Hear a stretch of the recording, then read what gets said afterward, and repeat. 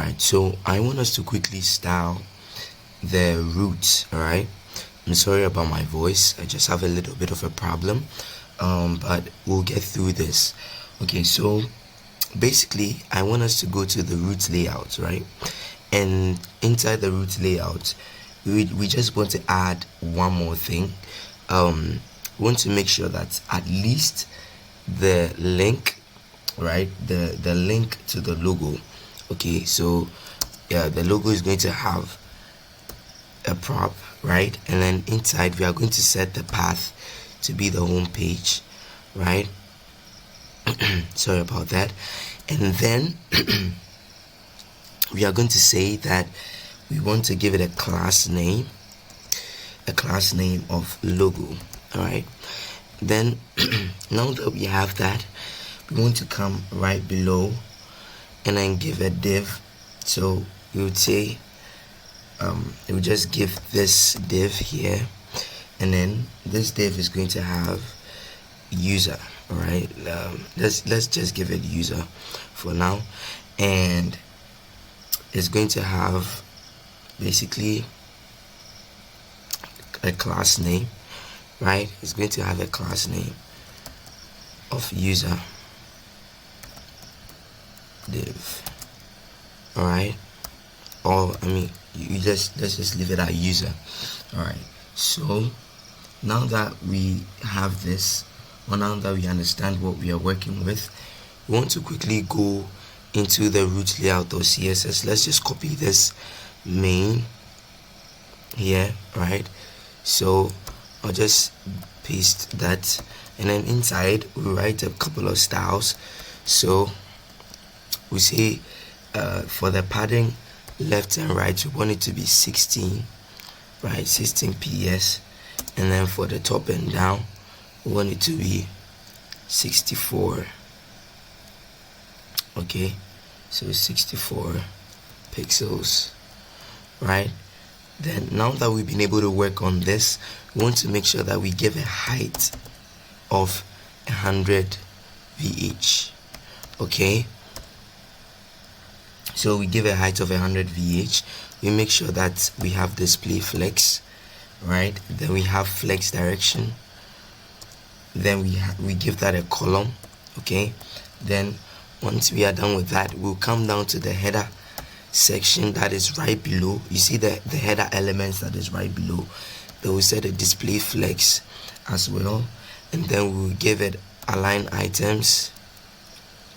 So we'll give it align items here. Sorry about that. It's CSS, so we have to come here and then pass the header. Then inside the header, we're going to pass in the display flex, and then we'll say align items center, right? And then we would justify content, space between,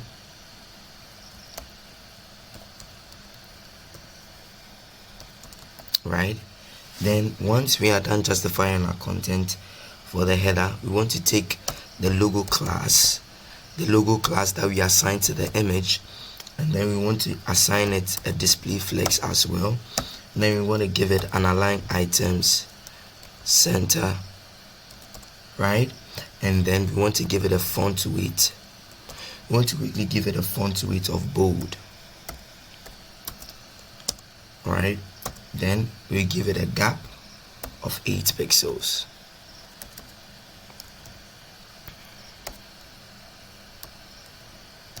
Okay, so a gap of 8 pixels.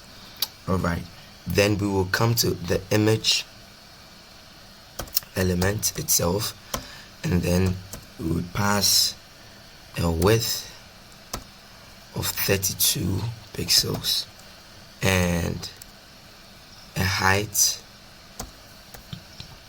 of 32, and let's see what we get. Okay, a width and a height of 32, and it kind of looks small, so let's make that 64 let's make that 64 pixels. Yeah, obviously I would have to, oh come on, yeah.